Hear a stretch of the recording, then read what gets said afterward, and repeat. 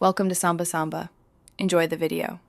You start by opening Home Settings immediately.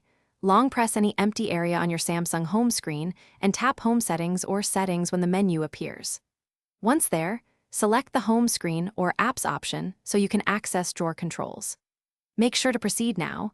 This step unlocks the layout options you need. You're not installing anything. You're just entering the configuration panel that controls how the app drawer behaves and appears.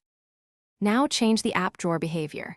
Toggle the Apps button on or off to show a drawer icon on the home screen and pick between a grid or list layout for the drawer itself. Once done, set the sort order, A to Z or Custom, and decide whether to show app suggestions or recent apps.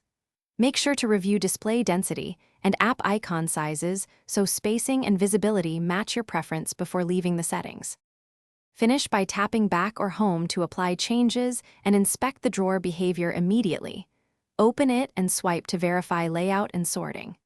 If the drawer doesn't update, restart the Home app or reboot the phone to force the UI refresh.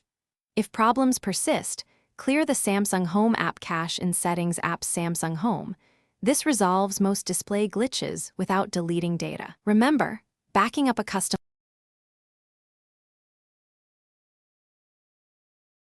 Thanks for watching.